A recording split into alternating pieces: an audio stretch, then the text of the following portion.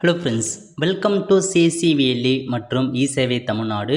இ சேவைக்கான ஐடி வைத்திருப்பவருக்கு முக்கிய அறிவிப்பு வெளியே இருக்குது. இப்போ இதை பற்றின மொத்த இன்ஃபர்மேஷன் தான் இந்த வீடியோ பார்க்க போகிறோம்.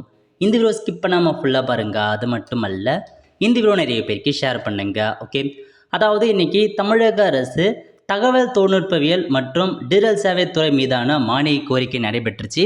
அதில் பல்வேறு புதிய அறிவிப்பு வெளியிட்டிருக்காங்க. அதை பற்றி இப்போ நம்ம ஒன் பை ஒன்னாக பார்த்துடலாம். ஃபஸ்ட் என்ன அப்படின்னு பார்த்தீங்கன்னா, தொழில்நுட்ப தயாரிப்பு வடிவமைப்பு திட்டம் அப்படின்ற ஒரு ஸ்கீம் பார்த்தா கொண்டு வந்திருக்காங்க.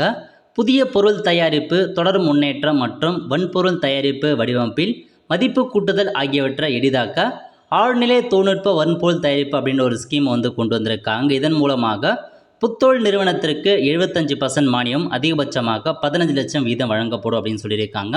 அடுத்த கட்டமாக தமிழகத்தில் கூடுதலாக 50 புதிய ஆதார் பதிவு மையங்கள் தொடங்கப்படும் அப்படின்னு சொல்லியிருக்காங்க. தற்போது தமிழகத்தில் 266 ஆதார் சென்டர் இருக்குது. மேலும் 50 புதிய ஆதார் சேவை மையம் கொண்டு வருவோம் அப்படின்னு சொல்லியிருக்காங்க எல்காட் மூலமாக. மூணாவது என்ன அப்படின்னா, இகேஒய்சி கைபேசி செயலி மற்றும் பாதுகாப்பான எளிதில் விரிவாக்கக்கூடிய பொதுவான கேஒய்சி இணையதளம் நிறுவப்படும் அப்படின்னு சொல்லியிருக்காங்க. பல்வேறு அரசு நலத்திட்ட சேவை வழங்குதலில் வெளிப்படைத்தன்மை மற்றும் அவைகளின் செயல்திறனை மேம்படுத்தவும் பயனாளிகளின் அடையாளத்தை சரிபார்க்க நிறுவப்படும் அப்படின்னு சொல்லியிருக்காங்க. அதாவது இகேஒய்சிக்காக ஒரு புதிய வெப்சைட் லான்ச் பண்ணுறோம்.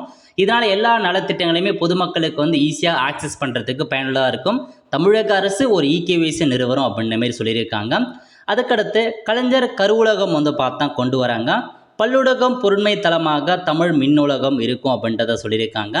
அதுக்கப்புறம் ரூபாய் 3.85 கோடியில் வாட்ஸ்அப் செயலியை கொண்டு வராங்க. வாட்ஸ்அப் செயலி மூலமாக 50க்கும் மேற்பட்ட சேவைகள் பொதுமக்கள் அரசு சேவைகளை விரைவாகவும் எளிதாகவும் அணுகக்கூடிய வகையில் டிஜிட்டல் நிர்வாகத்தை ஊக்குவிக்கும் பொருட்டு இ சேவை மற்றும் பிற துறைகள் சார்ந்த சேவைகளை வாட்ஸ்அப் செயலியில் ஒருங்கிணைந்து வழங்கும் திட்டம் செயல்படுத்தப்படும்.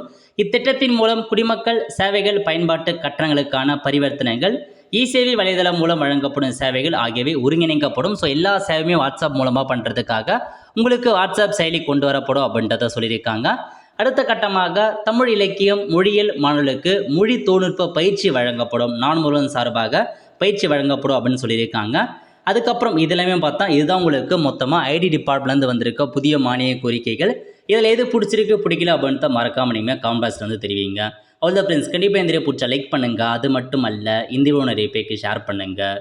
அடுத்து ஒரு நல்ல சந்திப்போம். நன்றி, வணக்கம்.